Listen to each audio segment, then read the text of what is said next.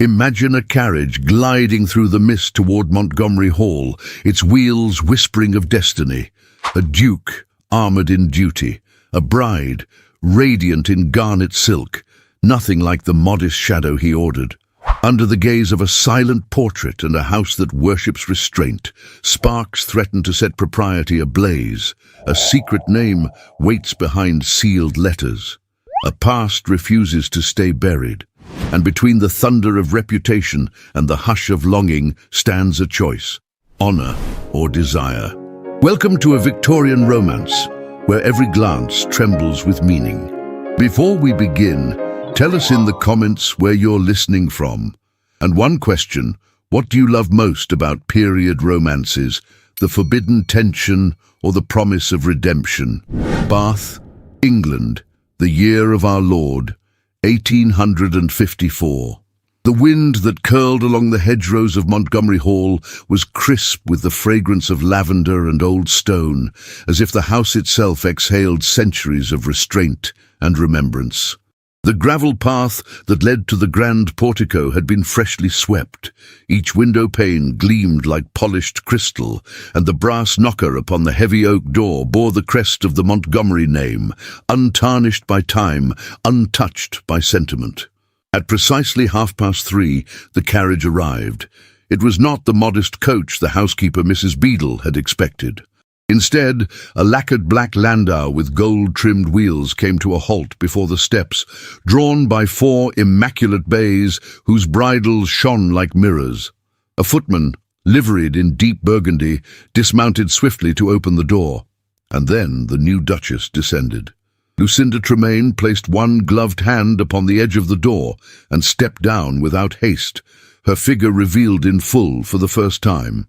She wore a gown of garnet silk, so richly dyed it seemed to catch the last flickers of autumn sunlight like a flame held in fabric.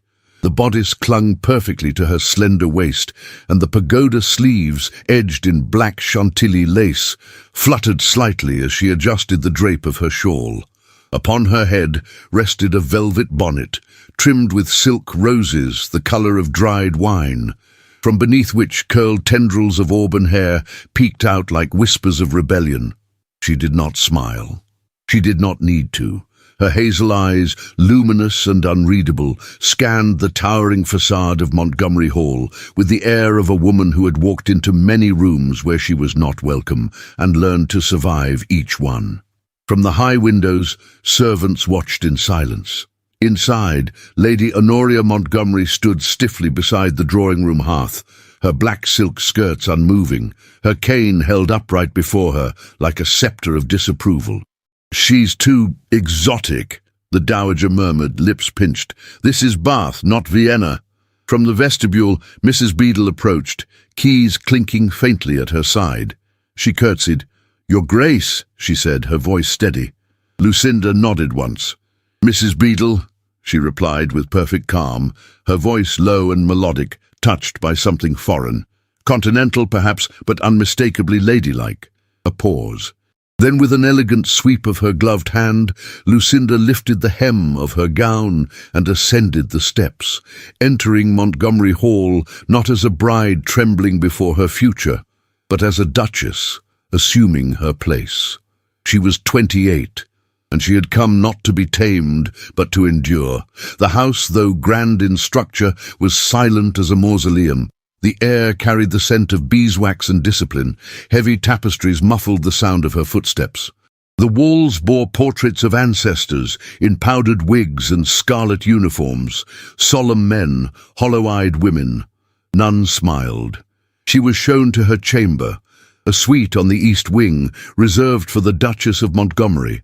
The same rooms once occupied by the late wife. Lucinda noticed the faint dust upon the mantel, the untouched candlesticks, the air heavy with old perfume. She removed her gloves with care and stood before the tall mirror. The reflection met her gaze without flinching. Later that evening, dinner was served with precision. 3 courses, no conversation. The Duke sat at the opposite end of the long mahogany table. Alistair Montgomery was as still as the marble busts in the corridor, his black frock coat moulded to his tall frame, his posture unbending. His deep-set grey eyes studied the flame of the candelabra, not the woman before him. He did not ask about her journey. He did not compliment her appearance. Lucinda, unbothered, sipped her soup. Lady Honoria arrived late. Her cane tapped sharply with every step, as if marking time against the flow of grace. She greeted Lucinda with a glance and took her seat beside her son. Not once did she look her daughter-in-law in the eye. After the plates were cleared and the silence had been sufficiently maintained, Lucinda excused herself. The halls beyond the dining room were darker now, the sconces dimmed, the chill more noticeable. She did not retire to her chambers. Instead, she took a shawl and slipped through the servants' passage into the gardens, unseen by all but the moonlight. The roses had withered in the early frost, and the fountain in the centre basin had been drained. She walked with her head high, the gravel crunching beneath her steps, the weight of silence pressing against her thoughts. That was when she heard them. Voices, low and urgent, carried by the wind through an open window above. She paused in the shadows beneath the library terrace, her heart suddenly still. It was Alistair. I did not marry for affection, Beadle, and I do not intend to feel it again. Not after what it cost me last time. The housekeeper's voice answered, hushed but maternal. She is not the past, Your Grace. She is here now, and she has done nothing wrong. She is poised, perfectly poised. Too much so. I cannot tell where the mask ends. A pause. Then, duty is enough. It must be enough. Lucinda turned slowly, retreating from the window before the tears could rise. She would not cry, not here, not for a man who had already declared his affections forbidden ground. She had married a man who did not want to feel, but what he could not know was that she, too, had made her vows in silence. She had not come to beg for love. She had come to reclaim her dignity, and that would be enough, for now. The sun rose slowly over Montgomery Hall, gilding the frost-dusted gardens in shades of silver and bone. The windows of the east wing caught the light first, casting a glow upon the pale drapes of the Duchess's chambers. Lucinda Tremaine, now Lucinda Montgomery, stood before the tall mirror, brushing a final curl into place. Her gown was a soft dove grey, modest in cut but impeccable in detail. Silk-covered buttons, lace cuffs from Brussels, and a high neckline framed by a small cameo pinned at her throat. It was a gown meant not to dazzle, but to reassure. She knew the morning would demand precisely that.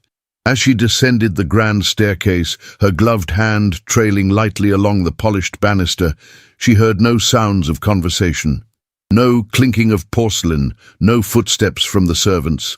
The hush of the house felt deliberate, like a breath being held too long. Breakfast was served in the smaller dining room, a chamber with tall windows facing the garden and pale wallpaper patterned with faded ivy. A fire smouldered in the hearth, casting warmth that did not reach the walls, but it was the portrait above the mantel that stole Lucinda's breath. There, in an ornate gold frame nearly as wide as the fireplace itself, hung the image of a young woman in ivory satin. Her face was delicate, almost translucent in its paleness, with soft golden hair coiled at her nape and pale blue eyes fixed forever on something beyond the canvas. She held a single lily in her hand. Her mouth was unsmiling, though not cold. It was the expression of a woman waiting for something she knew would never come. Lucinda stood for a moment too long. She was 24 when it was painted, came a voice from behind. Lucinda turned. Alistair stood in the doorway, his dark coat perfectly buttoned, his silver pocket watch gleaming against his waistcoat. He did not offer a greeting. She died shortly after, he added, his tone neither bitter nor warm, simply factual. Lucinda lowered her gaze. She was beautiful. She was, he agreed, then moved past her to take his seat at the end of the table.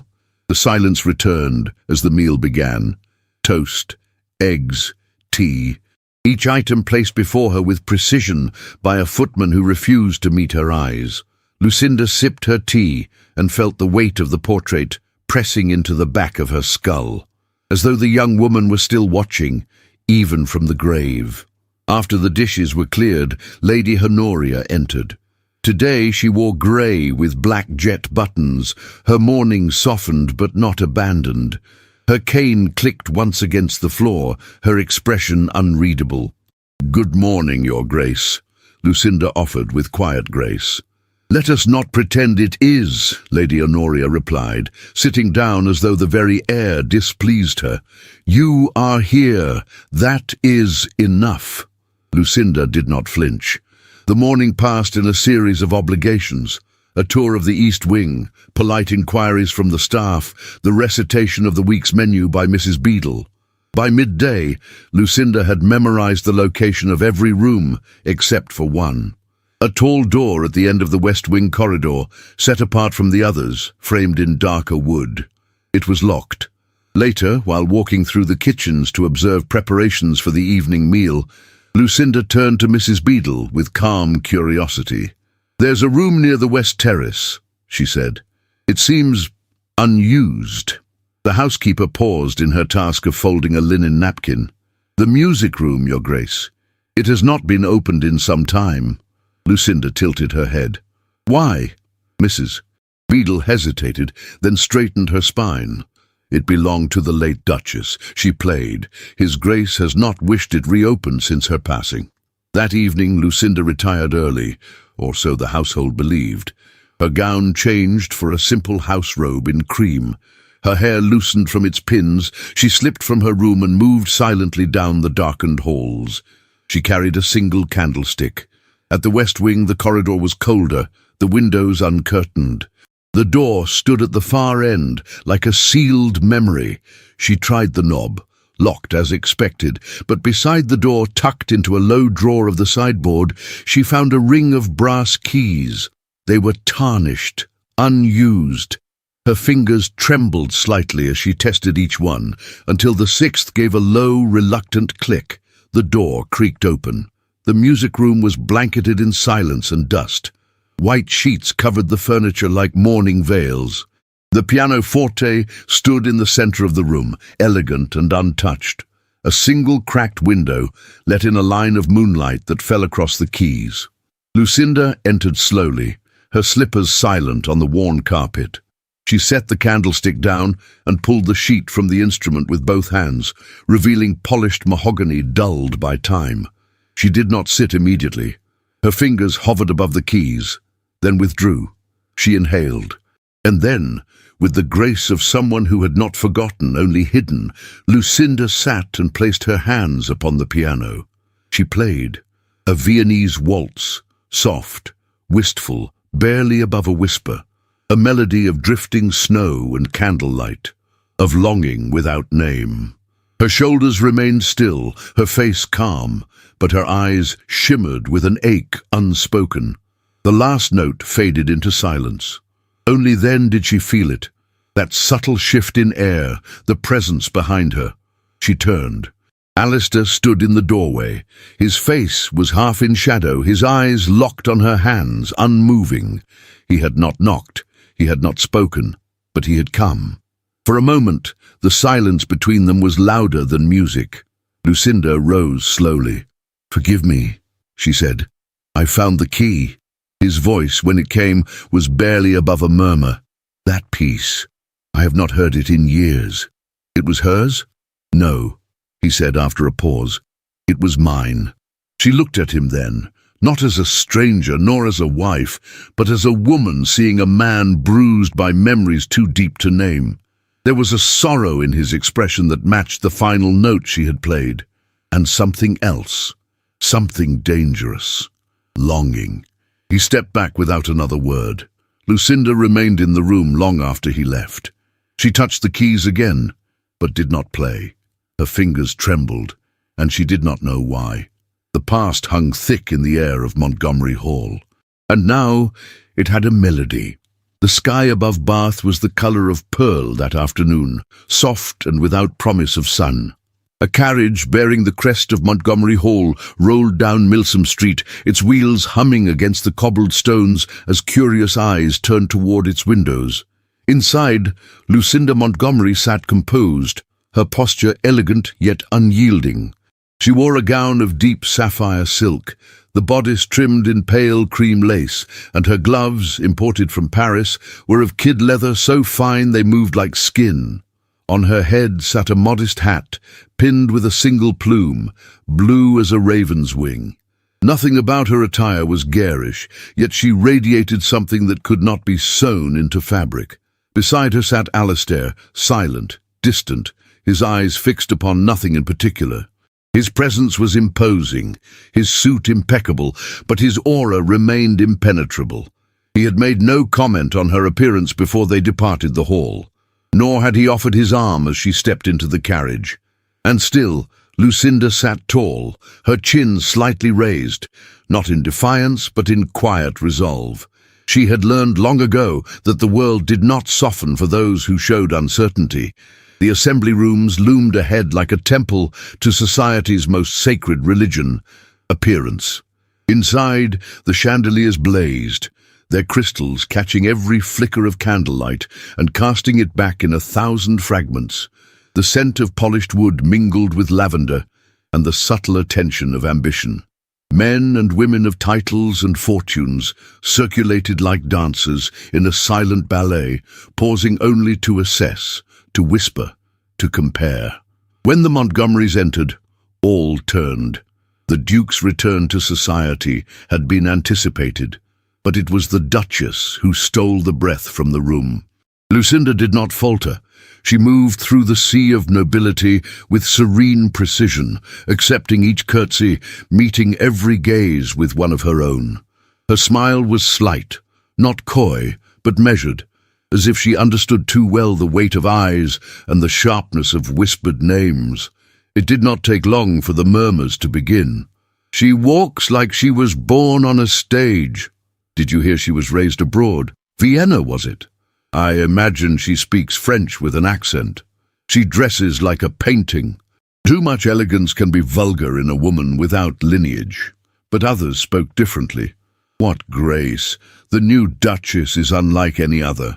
She reminds me of a marble statue, so still, yet alive. I heard she plays the piano like a dream. Lucinda smiled at none of them. She stood beside Alistair during the customary introductions. When Lord Melcombe, a long-time friend of the Montgomerys, offered a cordial nod, Alistair returned it with polite indifference. He did not introduce Lucinda nor take her hand. The gesture was not lost on the onlookers. At one point, as a string quartet began to play a gentle polonaise, Alistair excused himself to speak with a magistrate. Lucinda was left alone near a column, her gloved fingers clasped before her. A woman approached. Baroness Leland was of a certain age, her posture excellent and her tongue sharper than her ivory fan. Her gown, though finely made, lacked the subtle artistry of Lucinda's. Her eyes, however, gleamed with the cruel delight of a predator who had caught the scent of scandal. "Your Grace," she said, curtsying just enough to be proper. "Bath is so pleased to welcome you, though I dare say you bring a touch of foreign colour to our muted tones." Lucinda inclined her head. "I hope to be of service, Baroness. The city is beautiful." "Oh, indeed. It is also cautious. You understand? One hears so many stories when a lady arrives from abroad, especially without family. Without, shall we say, a conventional upbringing." Lucinda's smile held. "Stories are often more revealing of their tellers than their subjects." The Baroness blinked once, then leaned in slightly. "My dear, forgive me, but your elegance, it is so studied, so polished. One might believe it acquired on the stage, and you know how society regards actresses." The word dropped like poison into the wine. Lucinda's breath caught, not visibly, not audibly. But in the space behind her eyes, the words rippled like a crack in stained glass. Before she could reply, Alistair returned. His presence interrupted nothing. He offered the Baroness a nod, then turned to Lucinda. "I believe the carriage is ready," he said. "No warmth, no defence." The ride home was silent. The carriage lanterns flickered across Lucinda's face, casting her features in alternating gold and shadow. She did not look at her husband, nor did he offer her any explanation or comfort. The absence of words between them was louder than any exchange might have been. Back at Montgomery Hall, Lady Honoria was waiting in the drawing room. She sat beside the fire, as still as a marble effigy, her hands folded in her lap. "Well," she said, as Lucinda entered, "you've made quite the impression." Lucinda removed her gloves slowly. "I'm told impressions matter here." "They do. And yours is complicated." Lucinda's gaze remained calm. "Because I speak French, or because I wear silk from Vienna?" "No," Honoria said, rising with the help of her cane, "because you've given them cause to speak your name, and you are not yet strong enough to survive their judgments. I suggest you become invisible. It is safer." Lucinda turned toward the door. "That has never been my strength." That night, alone in her chamber, she opened the drawer of her writing desk. From within it, she drew a letter, sealed in red wax, marked with a crest not English but Austrian. Her hand hesitated. The letter had arrived with her luggage. She had kept it hidden, unopened, unread, not because she feared its contents, but because it was the last tether to a life she had buried beneath layers of silk, courtesy, and silence. With deliberate care, she lit the fireplace. Then, lifting the letter in both hands, she held it above the flame. The wax melted first, then the paper caught with a sighing crackle. The scent of ink and parchment filled the air. She did not cry. She did not look away. But her hand trembled as the last corner blackened and disappeared into ash. Outside her window, the city of Bath slept beneath a veil of fog. Inside Montgomery Hall, the new Duchess stood alone, bathed in firelight, cloaked in memory, and watched always by the portrait of a woman who had died without ever being truly seen. Lucinda did not speak, but in the stillness of that hour, her silence was a vow. The storm came without warning. At first, it was only a murmur on the horizon, a low growl swallowed by the hush of late afternoon. But as twilight settled over Montgomery Hall, the skies darkened with brooding clouds, and the wind began to stir the hedges like a restless hand shaking the corners of the world. By the hour of supper, rain was pelting the tall windows with urgent fingers, and thunder rolled across the hills like distant drums of war. The evening meal had been hastily adjusted. The guests who had been invited from the neighboring estate sent regrets. Their carriage turned back by the rising waters along the river path. Lady Honoria had retreated early to her chambers with a headache, real or convenient. Lucinda could not tell. What remained was a table set for two in the smaller dining room. White linens, crystal goblets, and the soft flicker of candlelight against the polished silver. Lucinda stood by the hearth, gazing into the fire as a servant poured wine into her glass. Her gown was a muted shade of violet, soft and sombre, with sheer sleeves that whispered as she moved. Her hair was pinned high but imperfectly, as if she had no patience that night for symmetry. She turned as Alistair entered, his black frock coat damp at the shoulders from crossing the courtyard. "Only the brave dine tonight," she said, her voice calm. "Or the unlucky," he replied, removing his gloves without humour. They took their seats across from one another, separated by silver platters and the unsaid. The storm growled again beyond the windows. For several minutes, the only sounds in the room were the occasional clink of utensils, the rustle of napkins, the muttering of wind beneath the eaves. Finally, Alistair set down his fork and regarded her with that impassive stare that concealed more than it revealed. "Why do you always look so composed?" he asked, not unkindly. Lucinda did not flinch. "Because I am not." He tilted his head, mildly intrigued. She continued, voice low, eyes fixed on her plate. "Composure is not absence of feeling, it's discipline, a habit I developed out of necessity." "In Vienna?" She met his gaze then, and in her eyes was the flash of something dangerous. Not anger, not fear. Something older, something forged in the quiet furnace of survival. "Yes," she said simply. The air between them shifted, subtly but distinctly. The storm outside intensified. A tree branch scratched against the pane like a warning. Alistair refilled his glass. "Society thinks you were on a stage. Were you listening?" she asked, arching a brow. He didn't answer. Lucinda folded her hands in her lap. "I suppose it would suit the narrative, wouldn't it? A mysterious woman from abroad, too polished, too poised. Naturally, she must have learned it in front of footlights. And did you?" She gave a soft, breathless laugh, not bitter, but dry like autumn leaves underfoot. "I learned it in drawing rooms with wolves in silk, in salons where men quoted poetry while calculating dowries. I learned it because to be silent was to disappear, and to speak clumsily was to be ridiculed. And I had no one to protect me." Alistair's fingers tightened around his glass. "Then why did you accept this marriage?" The answer hovered in the room for a heartbeat. Then two. "Because it offered me a roof," she said, "and because it was the only offer that did not require me to smile like a prize on display." Silence again, deeper this time. The candle nearest Alistair flickered once, then extinguished. The wind howled down the chimney throat, and shadows lunged across the walls like startled birds. He rose from his chair. Without a word, he crossed the room and lifted his coat from the rack. Returning to her, he held it out. "You're cold," he said.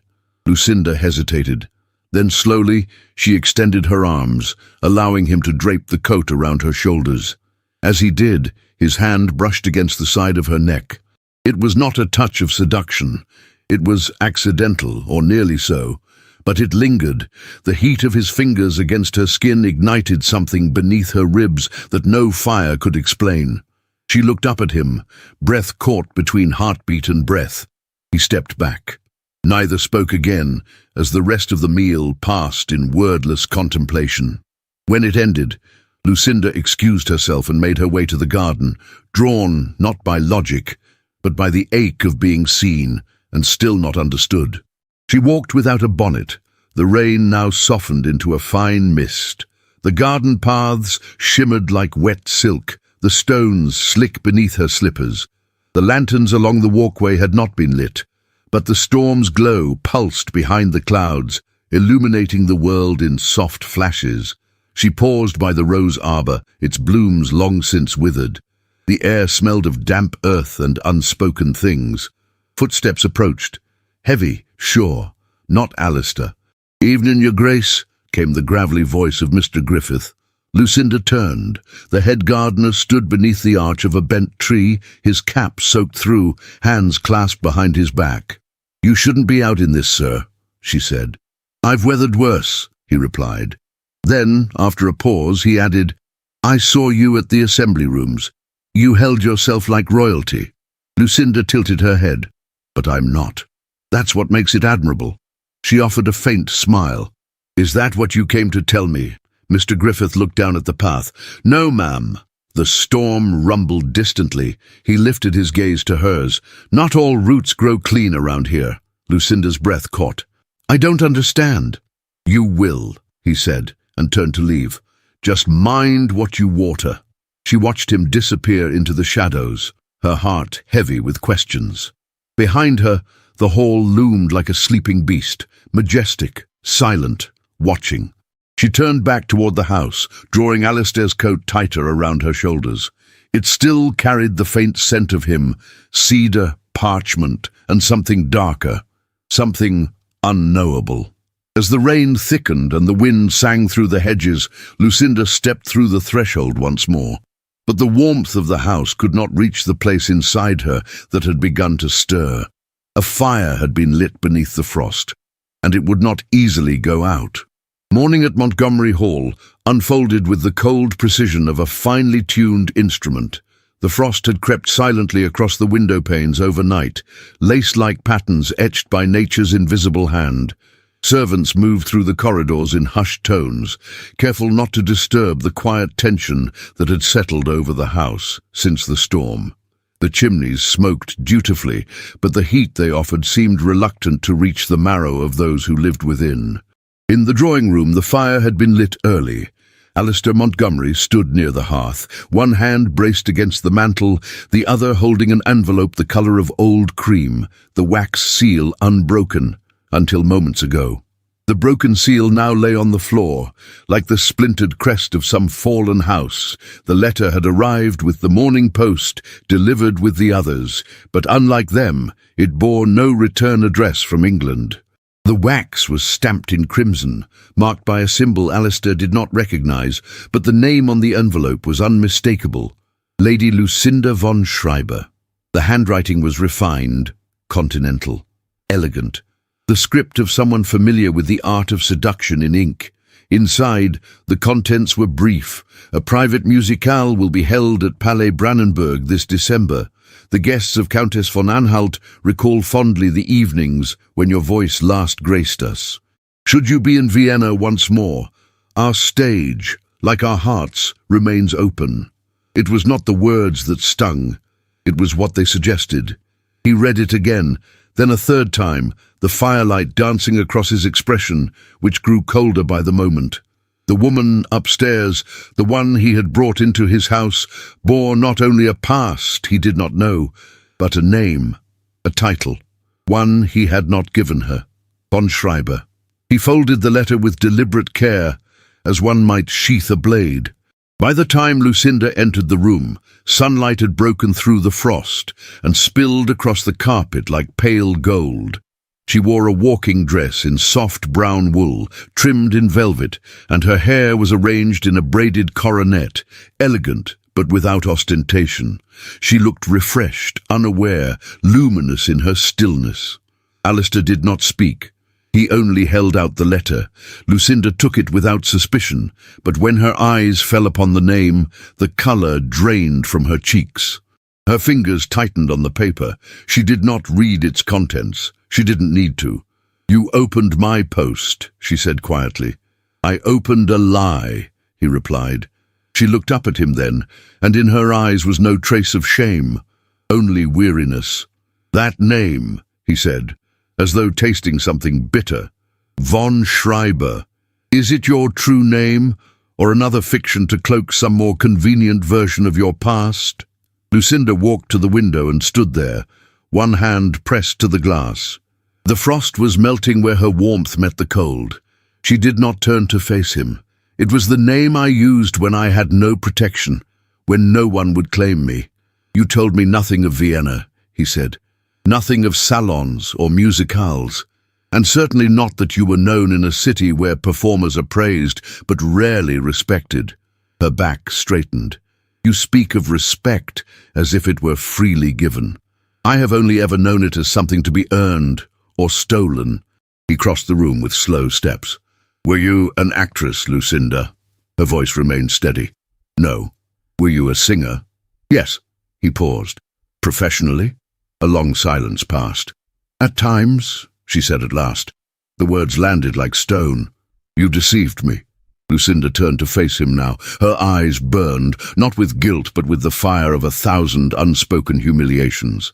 "No," she said. "I survived you." Alistair's brow furrowed. "What does that mean?" She stepped forward, closing the distance between them. "After my father died, I had nothing, no dowry, no family, no name that mattered. I had only what Madame Cecilia offered, a place in her home, a voice I could use, and the understanding that appearances would always matter more than truth." "You were taken in by an opera singer," he said, as if reciting a verdict. "She was more noble than half the lords I met in those salons," Lucinda snapped. "She taught me to stand straight, to speak clearly, to enter a room without apologizing for the space I took. You should have told me." "And would you have married me, Alistair?" she asked, her voice cutting but low. "If I had confessed that I once performed arias to keep warm in the winter, that I wore borrowed gowns and used false titles to avoid leering gazes and locked doors?" He did not answer. She stared at him for a long moment, then stepped back, her composure trembling at the edges. "You've mistaken your title for truth," she whispered, "and my survival for sin." Alistair's jaw clenched. "You were not the woman I thought you were." "No," she agreed. "I am far more." He looked away, unable or unwilling to meet the storm in her eyes. She turned toward the door. "Lucinda," he said suddenly, but without force. She paused, her hand on the frame. "Do you still wish to go back?" he asked. "To sing again?" She turned slightly, just enough to let the firelight catch the edge of her cheek. "No," she said, "but I wish you had asked me that before judging me." And then she was gone. Alistair remained in the drawing room, the letter still on the table, its seal broken like a covenant. The fire had burned low. Outside, the frost melted into rivulets that streaked the windows like tears the sky could not contain. Upstairs, Lucinda stood before her mirror, staring at the reflection of a woman she had spent years shaping.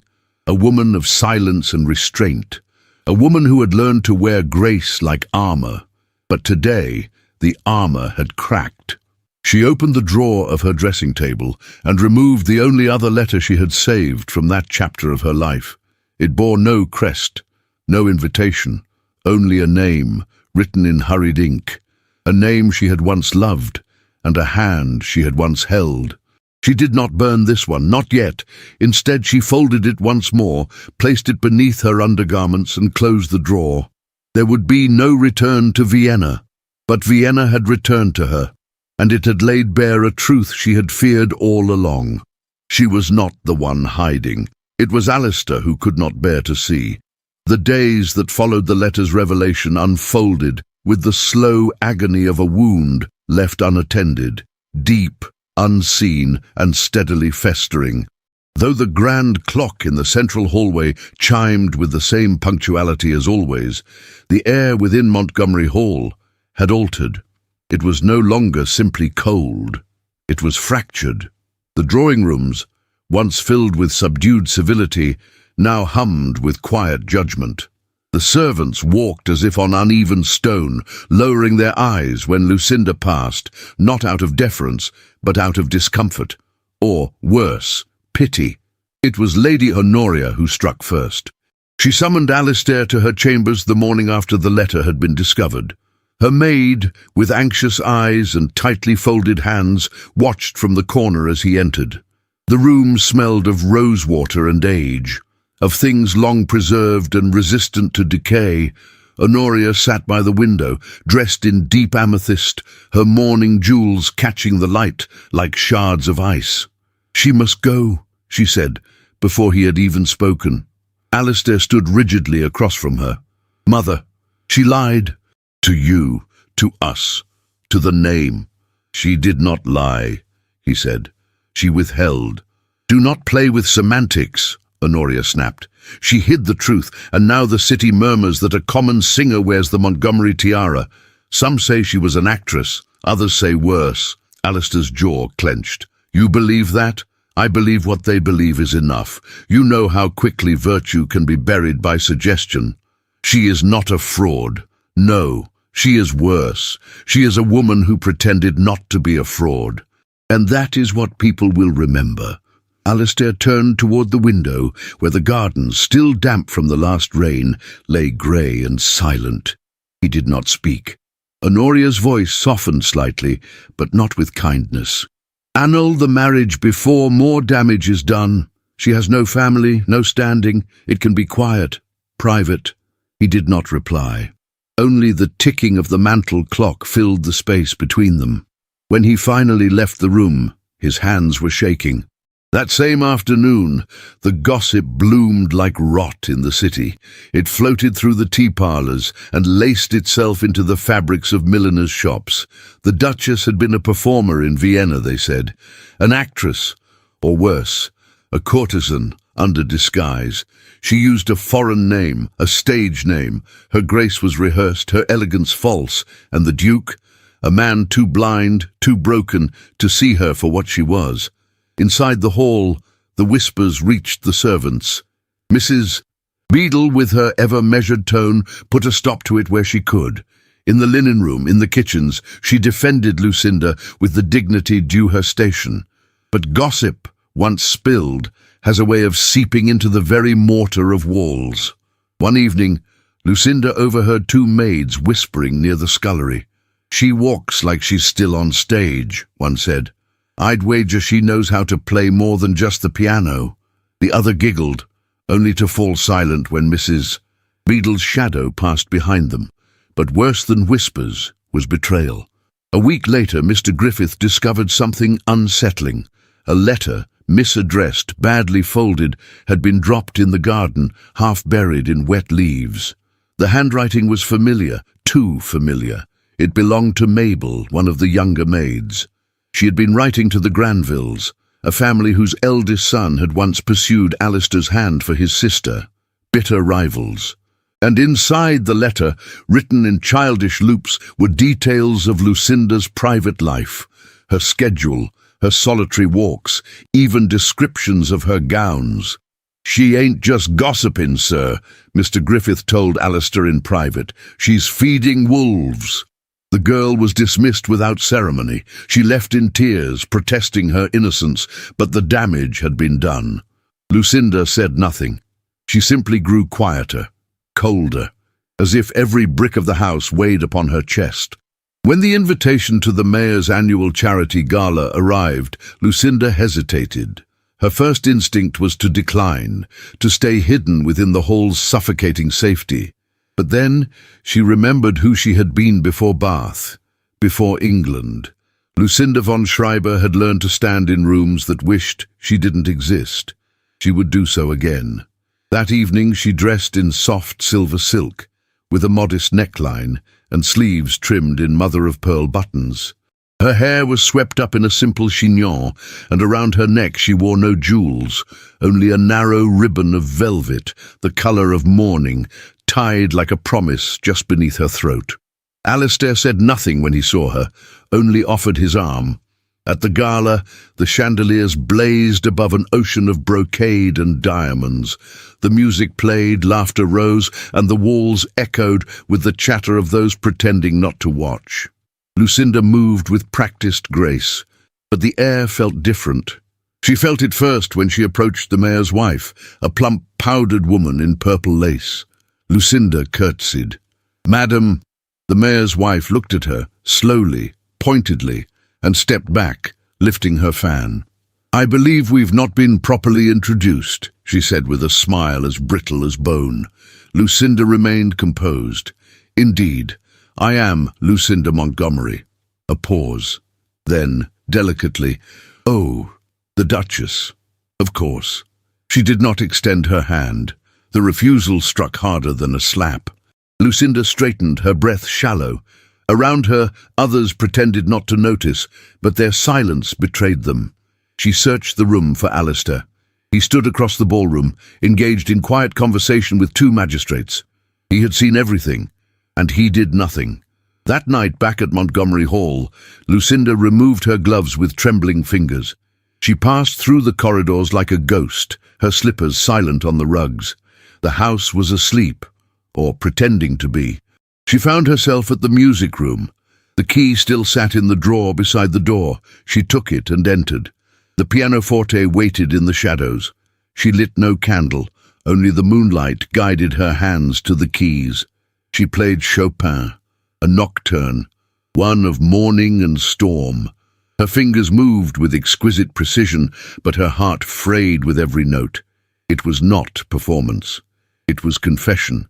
Tears fell, but not for Vienna, not for scandal, for the silence of a man who had once touched her neck as if she were porcelain, and then left her to shatter.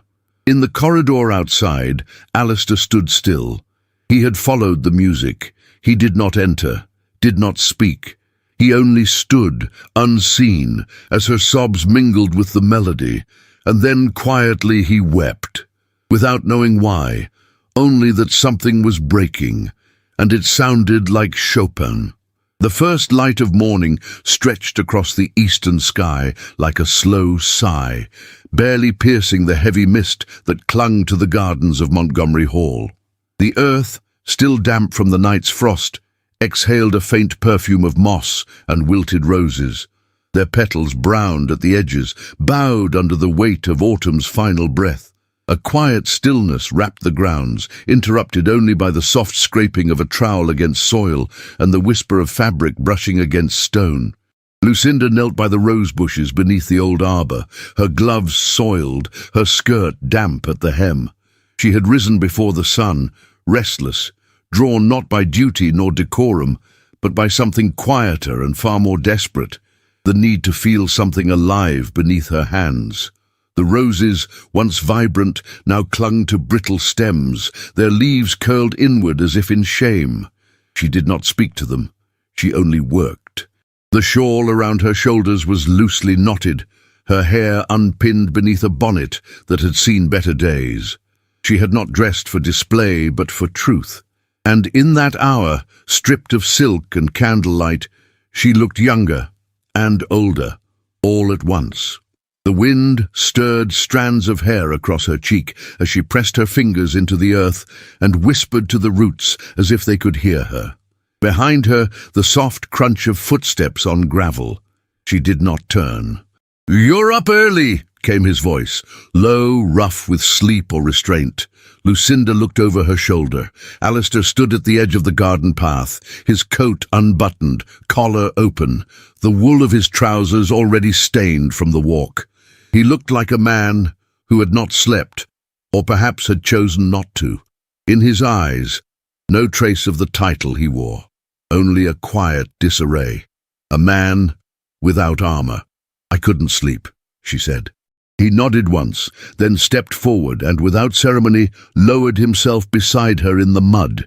She blinked, surprised, but said nothing as he removed his gloves and reached out to brush dead petals from a thorny stem. For a long moment, they worked in silence, two souls bent over something dying, trying to salvage what little life remained. When he finally spoke, his voice was so quiet it nearly vanished beneath the rustle of branches. "I never wanted to marry again." Lucinda paused, her hand still on the root of the bush. She did not look at him. "I know. I thought I could choose someone silent, elegant, uncomplicated." His breath caught. "You were none of those things." Now she turned, slowly, her eyes unreadable. Alistair stared down at his muddied hands. "My first wife. She never loved me. She loved a man without title, without expectations. But she married me because her family demanded it, because the match was prestigious, because it was what noble daughters are trained to do." Lucinda inhaled softly, her heart knocking against the cage of her ribs. "She became sick within a year," he continued. "Consumption. It took her slowly. She spent her final months in that room above the drawing room, beneath the portrait. She asked me once, just once, to let her go, to free her from her vow." He looked up then, his eyes shadowed but no longer cold. "I didn't. I held her to it. I told myself it was duty, but it was fear. I was terrified that if I let her go, I'd have to face the fact that I was never chosen, that no one had ever chosen me. Not truly." Lucinda said nothing. Her gloves were stained with soil, her breath shallow. The wind tugged at the edges of her shawl. "I married you expecting silence," he said, "but you filled this house with color, with breath, with defiance." He paused, eyes fixed on hers. "You walked in wearing garnet silk like it was armor, and I hated you for it." She swallowed, but her voice, when it came, did not tremble. "Why?" "Because you reminded me I was still alive." That was when she broke. Her hands, still buried in the soil, clenched around the roots of the rosebush. "I have done nothing but try to belong," she whispered. "Every room I've entered since childhood, I've had to prove I was worth the space I occupied. I've lied about my name, my past, my feelings, not to deceive, but to survive. And when I stopped pretending, I was punished for being real." Alistair leaned forward, his hand reaching for hers. She flinched, but only for a breath, and then allowed the contact. Their fingers entwined, stained with earth and something deeper. "I see you now," he said. "Too late, perhaps, but I see you." She closed her eyes, and then, hesitantly, painfully, She leaned forward, and their foreheads met. Their kiss was not perfect, not practiced. It did not come with orchestral swelling or grand declarations. It was trembling and real, born of silence and mud and loss. His hands cupped her face as if afraid she might vanish. Hers gripped his lapel like a woman drowning. And for one moment, one suspended sacred moment, they were not titles, not wounds, not pride. They were only need, only warmth, only truth. "Alistair!" The voice struck like thunder. Lucinda tore herself from the kiss as Lady Honoria emerged from the path behind the hedgerow, her cane slamming into the stone with fury. Her eyes, once cool with disdain, now burned with rage. "What is this?" she hissed. "This spectacle? In the mud, no less, like common servants." Alistair stood. "Mother! Do not speak!" she snapped. I warned you what she would do, and now I find you grovelling in the garden, draped over a woman who has brought nothing but shame to this house." Lucinda rose slowly, her chin high despite the tears drying on her cheeks. "I will not permit this union to continue," Lady Honoria declared. "If you remain bound to her, Alistair, I will disown you. I will sever every tie to the family estates. I will cut your funds, your land, your title. What I gave, I can take away." Lucinda stepped forward, her voice quiet but steady. "Then do it." Both Montgomerys turned to her. "If what you gave was so easily taken," she said, her eyes glistening, "then it was never truly yours to give." Lady Honoria's breath caught, but Lucinda did not wait for more. She turned, walked past the frost-bitten roses, past the man who had finally spoken the truth, past the woman who never would, and disappeared into the mist of morning. Alistair remained in the garden, alone with the soil and the silence. But something in him had broken open, and he could not go back. The storm arrived with no warning. Rain fell in sheets against the windows of Montgomery Hall, tracing slow, mournful lines across the glass, as if the sky itself had taken to weeping. The wind howled through the chimneys and rattled the shutters like the restless breath of a house caught between decisions. In the Duchess's chamber, Lucinda stood before an open trunk, her hands carefully folding the last of her gowns. She moved in silence, her expression unreadable, her shoulders drawn, as if bracing for the weight of something far heavier than her belongings. The wardrobe hung open behind her. The scent of lavender sachets and old rosewood lingered in the air. Her gloves were neatly stacked, her slippers wrapped in linen. A single ribbon, midnight blue and frayed at the edges, remained in her palm for a moment longer than necessary before she placed it gently atop her silk shawl. The room had never truly belonged to her, and yet every corner now echoed with her absence before she had even stepped away. At her writing desk, a single letter lay sealed in cream paper, addressed in her hand. No flourish, no embellishment, just a name. Alistair. She stared at it for a long while, her fingers hovering above the parchment, as if her heart had been pressed into every word. Then she turned away. Downstairs, the servants moved with careful discretion, though whispers clung to the hallways like dust to velvet. Mrs. Beadle stood near the foyer, her face pale, her eyes red-rimmed from a storm of her own. "Have the footman seen to her trunk?" Lady Honoria asked, stepping down the staircase with deliberate poise. "Yes, Your Grace," Mrs. Beadle replied, voice clipped. Honoria gave a curt nod. "Then let her go. The family will recover." But as Lucinda passed them, wrapped in a grey travelling cloak, her bonnet tied firmly beneath her chin, Mrs. Beadle could not meet her gaze, and Lady Honoria, despite her icy triumph, looked away first. Outside, the carriage waited, steaming in the rain. Lucinda stepped into it without hesitation. She had made peace with the choice. Inside the library, Alistair found the letter just after midday. The fire had burned low, forgotten. The scent of damp parchment mingled with the faint trace of her perfume, bergamot and something softer he had never been able to name. His fingers trembled slightly as he broke the seal. "You never promised me love." The letter began, "But I gave you all I had. I came here to belong, not to conquer. I asked for nothing but space to breathe and kindness enough to survive. What I received was silence, and from that silence I built a life. Not the one I dreamed of, but the one I was given. I leave not because I am ashamed, but because I am proud. Proud enough to know that love cannot be begged for, proud enough to refuse to stand between a man and his mother, proud enough to go without being chased. If ever you look back, I hope you will remember me, not as the woman they whispered about, but as the woman who waited to be seen. Lucinda."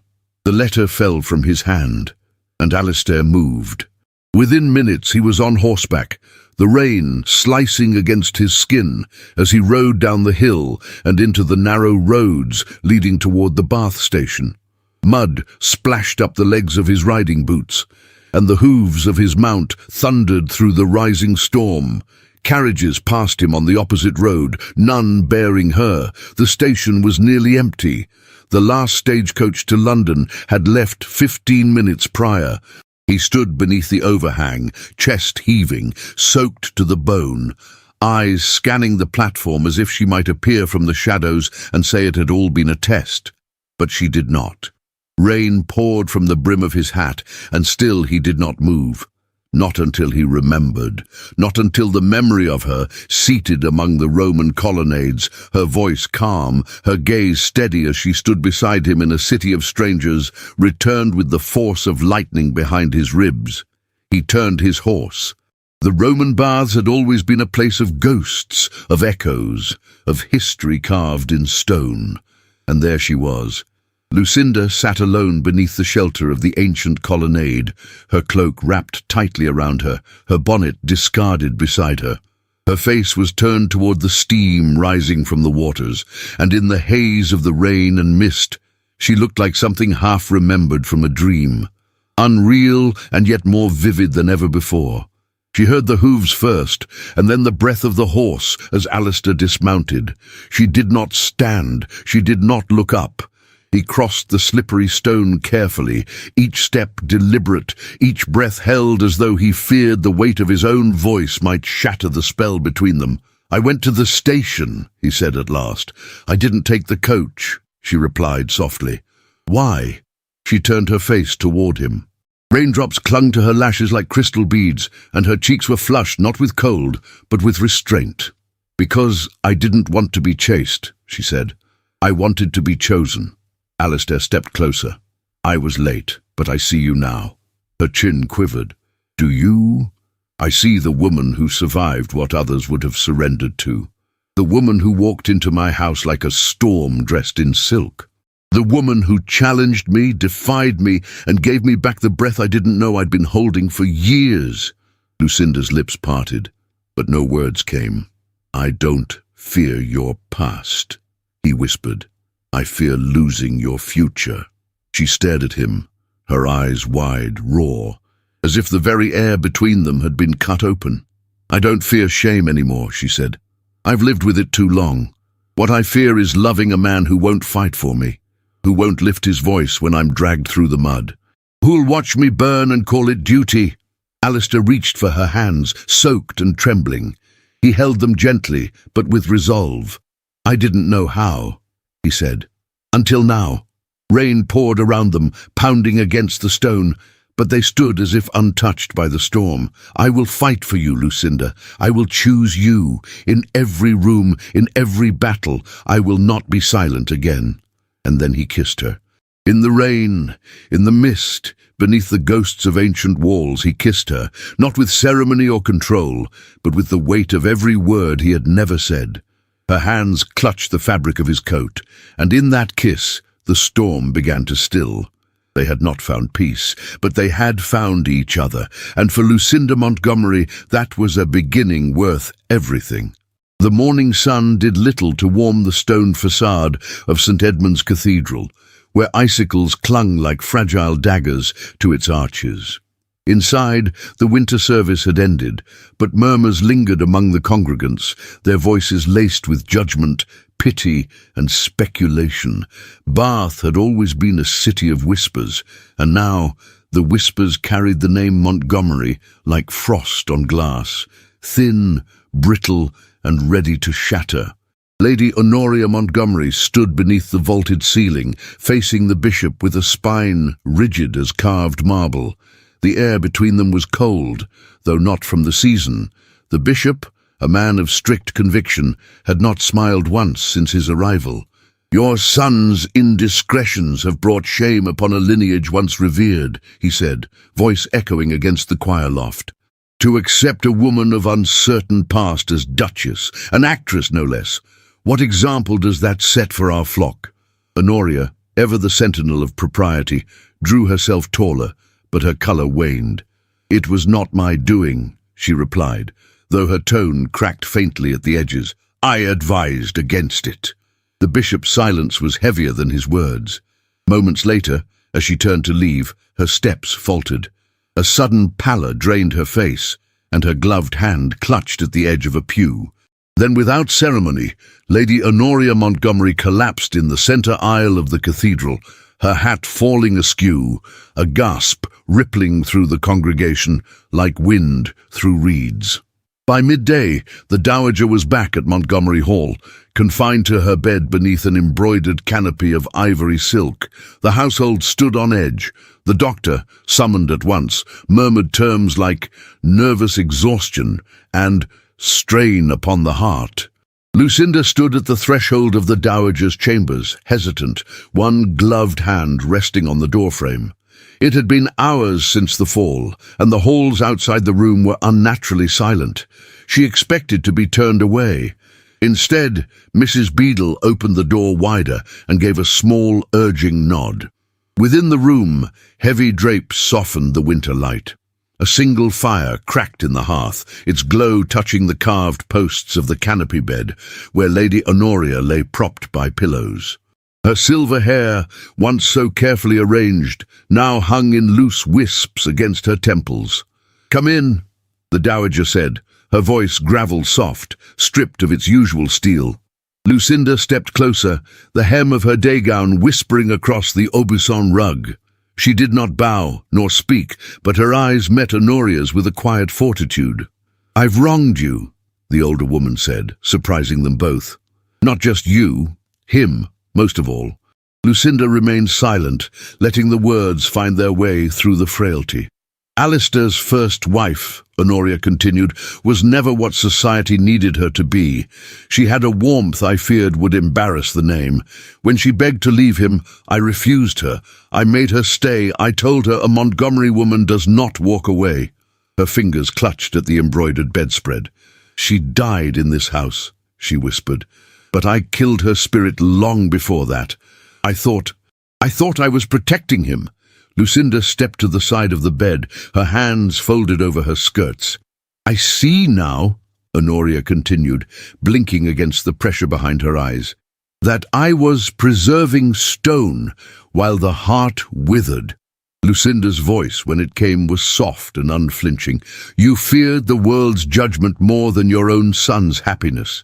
"Yes." Honoria nodded once, tremulously. "And yet you who have given him a reason to feel again, I have treated you with disdain." A silence bloomed between them, delicate as snow. "I do not ask for your forgiveness," Honoria said. "I've not earned it." Lucinda sat at the edge of the bed, her hand resting lightly atop the dowager's. "Forgiveness is not earned. It is given when there is nothing left to fight for but peace." Lady Honoria's fingers curled around hers. Her next words trembled from the depth of her throat. "Look after him. He's more fragile than he pretends, and you, my daughter, are stronger than I ever knew." Lucinda's lips parted in disbelief, but Honoria's hand tightened as if to anchor the truth of the moment. From the corridor, Alistair watched in stillness, unseen, a shadow across the threshold, a son who had long mourned a mother who never mourned with him. Now he turned away, not out of indifference, but to carry out the final task that would free them both. Later that afternoon, under grey skies and the scent of impending snow, Alistair strode into the Bath City Council chambers. He wore a charcoal frock coat and carried no emblem of nobility save the resolve in his eyes. The councilmen, landed gentry, clerks, merchants and magistrates turned at his entrance. Some looked surprised, others whispered behind gloved hands. At the head of the table, the town magistrate, Lord Hewitt, adjusted his spectacles and cleared his throat. "To what do we owe the honour, your grace?" he asked. Alistair took the floor with the calm of a man who had come not to beg, but to pronounce. "You speak of honour," he began. "Then allow me to speak plainly." The murmurs ceased. "There have been rumours," he continued, "whispers that my wife, the Duchess of Montgomery, is unfit, that she comes from questionable beginnings, that her refinement is a masquerade." He paused. "I will not dignify gossip, but I will offer the truth." He looked at each man, steady and unwavering. "My wife is a woman of resilience, grace, and conviction. Her name before marriage is irrelevant, because the name she bears now she honors with every breath. She has brought dignity to my household, not disgrace. Where I once let duty silence my soul, she brought music. Where society offered cruelty, she offered mercy. And where fear once governed this family, she now brings courage." Silence held. "I ask no one to forget their standards," he said, "only to apply them to themselves before casting stones." He inclined his head once. "That is all." As he turned to leave, something shifted in the room. Not noise, not applause, but something deeper, a soft recalibration of judgment. The magistrate rose to his feet. Others followed one by one, in an unspoken gesture not of submission, but of respect. By evening, the first notes of this declaration echoed beyond the walls. The tide had begun to turn. At Montgomery Hall, the news arrived before Alistair did. Mrs. Beadle brought the word to Lucinda, who stood on the balcony above the courtyard, arms wrapped in a wool shawl, the frost kissing her cheeks. "He spoke of you as a man in love," the housekeeper whispered. Lucinda turned toward the wind, eyes shining with something too complex for a single name. And in the warmth of the dowager's chambers, where winter light touched silver hair and softened wrinkles long defined by pride, Lady Honoria Montgomery smiled faintly in her sleep, finally at peace. Winter had descended upon Bath with regal stillness. Snow fell in soft drifts, settling atop iron gates and garden statuary like lace laid gently by a careful hand. The trees of Montgomery Hall stood cloaked in white, their bare limbs silhouetted against the grey sky. Icicles glistened along the eaves, and the long drive leading to the great house was hushed, the crunch of hooves and carriage wheels absorbed by the snow's thick embrace. Inside the manor, however, there was a quiet hum of life, subdued yet purposeful. The household moved with unusual grace. Footmen carried polished trays up the stairwells. Maids bustled through corridors bearing armfuls of linens and evergreen garlands. Candles were trimmed. Silver was buffed to mirror finish. The grand chandelier in the central hall had been lowered for cleaning, and now sparkled like captured starlight. A musicale was to be held, Montgomery Hall's first in nearly a decade. But more than a soiree, it was a resurrection, a reclamation, an unveiling of truth, not in words, but in harmony. Lucinda stood before the arched windows of her bedchamber, her hands clasped before her waist. The pale morning light haloed her silhouette, casting her reflection against the frosted glass. Her gown, tailored in Paris and sent in secret weeks prior, hung waiting behind her, a whisper of elegance in pearl-grey silk, the colour of fog kissed by moonlight. Its sleeves were long, trimmed with lace from Calais. The bodice hugged her form with quiet sophistication. It was a dress neither ostentatious nor demure, only utterly hers. She turned from the window as the door opened behind her. Mrs. Beadle entered with reverence, carrying a velvet case. Inside lay the diamond and pearl necklace that had belonged to Alistair's grandmother, untouched for years. "The Duke asked that you wear it," she said, her voice hushed. "He said it is yours now."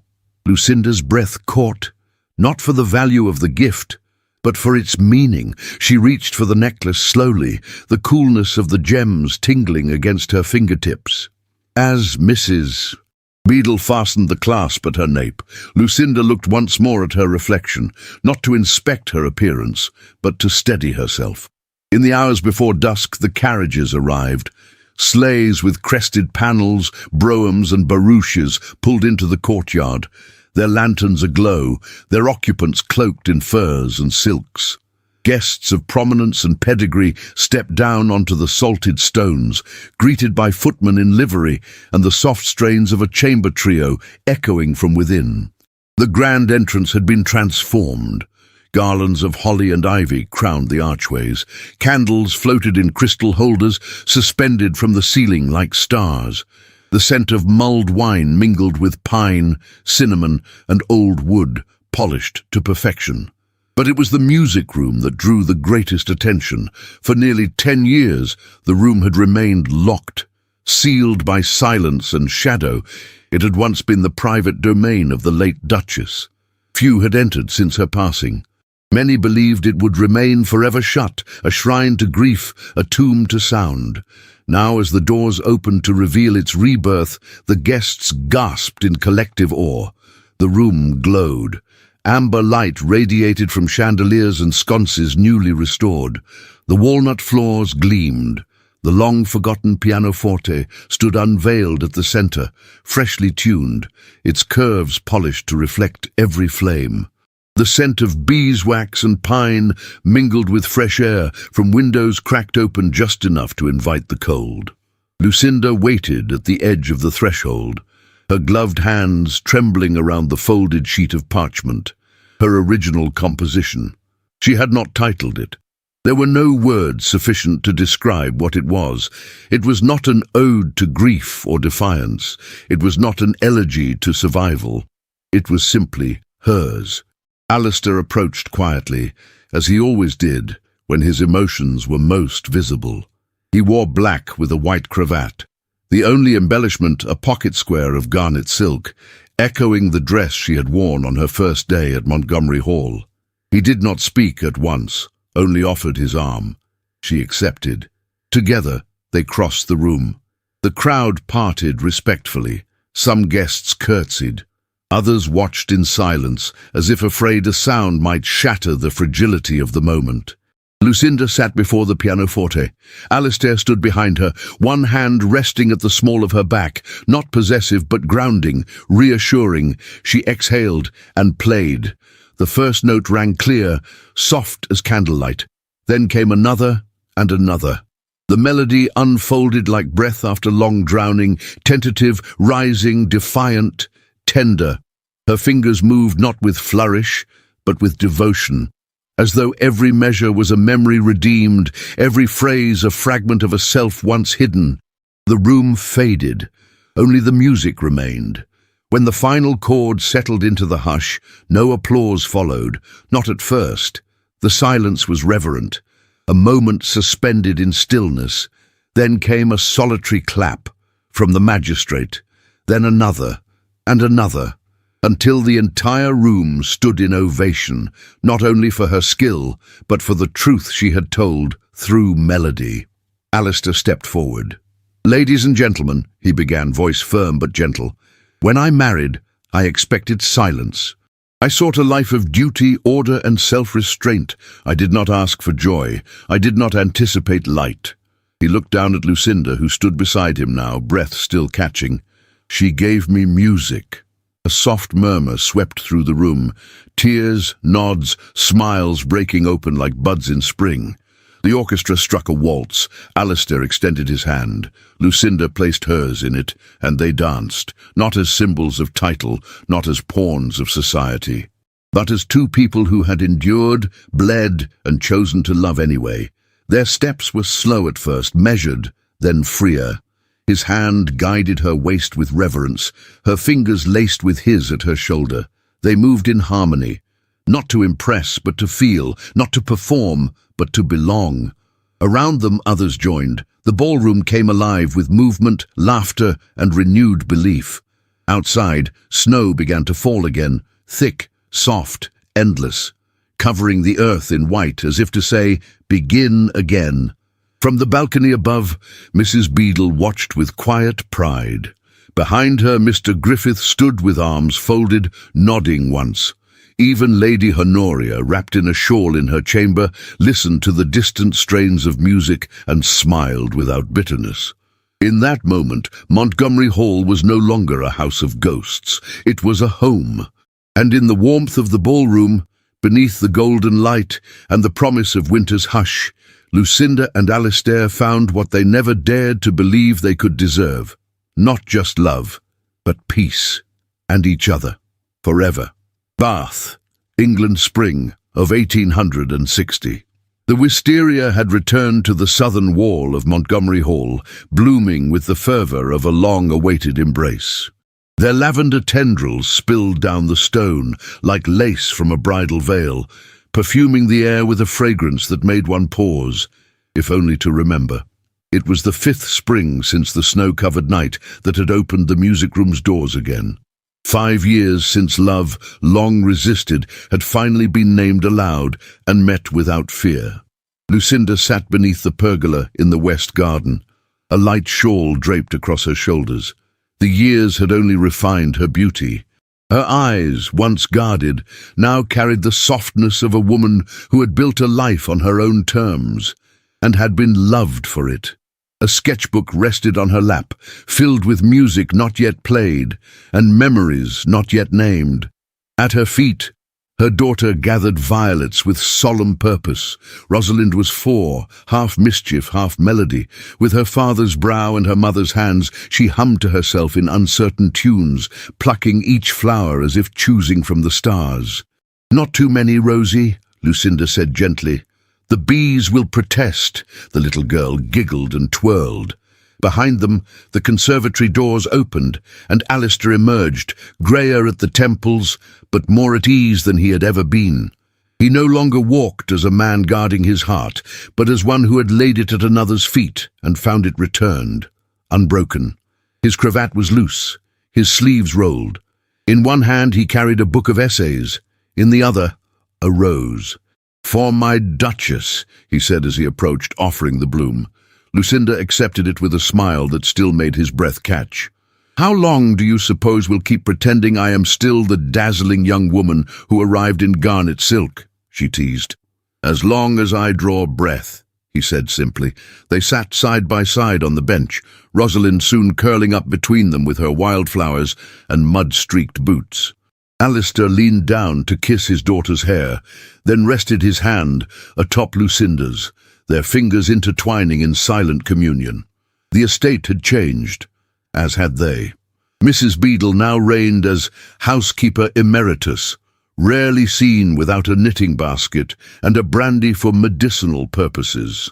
Mr. Griffith's roses had won second prize in the regional fair last summer, a result he declared a travesty and an insult to honest soil.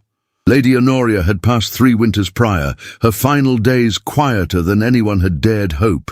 In the end, it was Lucinda who had sat with her, reading psalms and placing snowdrops by her window. The dowager had gone into the next world, having reconciled with the one she'd tried to control. Her will left a modest trust for Rosalind's future and a music scholarship in Lucinda's name at the local conservatory. As for society, the gossips had moved on. A new scandal always replaced the old. But some hearts had not forgotten. The mayor's wife, whose rebuke had once humiliated Lucinda at the charity gala, now sent yearly invitations to host musicales together. Lucinda never accepted, but she always sent a thank-you note, written with grace, sharpened by memory. In town, they called her the Duchess who played Chopin barefoot once, though none could confirm the tale. She was both myth and woman, wife and mother, artist and survivor. And Alistair, he had stepped down from several public duties, choosing instead to fund arts programs for orphaned children and scholarships for young musicians. "All because," he once said in a public address, "I married a woman whose voice was louder than my silence." That afternoon, as golden light filtered through the trees and Rosalind dozed with her head on Lucinda's lap, Alistair turned to his wife with a quiet reverence. "I used to believe love was a fire that burned everything down," he murmured. Lucinda traced his hand with her fingertips. "And now? Now I know it's what rebuilds what we thought we'd lost forever." From inside the house, faint music floated out. The piano in the music room being played by a young pupil Lucinda had begun mentoring. It was not perfect. The notes stumbled, but it was honest and alive. Lucinda closed her eyes and leaned her head against Alistair's shoulder. The garden bloomed around them. The past no longer haunted, the future no longer frightened, and the present was enough, more than enough. The Duke and the woman he had never expected had not merely endured, they had prevailed. Together, always. If you've made it to this point in the story, you've witnessed something rare. Not just a love story, but a journey of healing, of rediscovery, of what it means to choose love, not once, but every single day. Lucinda and Alistair taught us that love doesn't always arrive the way we expect. Sometimes it walks through the door wearing garnet silk, holding pain behind a poised smile. Sometimes it's buried beneath pride, silence, and fear. And yet, when nurtured with truth, forgiveness, and courage, love grows into something unshakable, something worth fighting for. This was never just about a duchess or a duke. It was about second chances, about daring to be seen, about learning that your past does not define your worth, and that the most beautiful music often comes after the silence. We would love to hear what you felt as you followed their story. Tell us in the comments, what moment moved you most? And if you read this far, write the word music below so we know you were with us until the very last note. If this story touched you and you'd like to help us continue bringing these deeply emotional period romances to life, consider sending a super thanks in any amount that feels right for you. Your support helps our small team of writers, editors, and voice artists keep telling the kinds of stories that stay with you long after the screen fades to black. And if supporting financially isn't possible right now, please know this: sharing this story with your friends, family, or on social media makes a tremendous difference. Your voice helps us reach more hearts and keeps these stories alive. Before you go, be sure to check the video cards or the description below for more unforgettable tales of love, loss, redemption, and triumph. There's a whole world of historical romance waiting for you. Thank you for being part of our story. And remember, sometimes the greatest love is the one we never saw coming.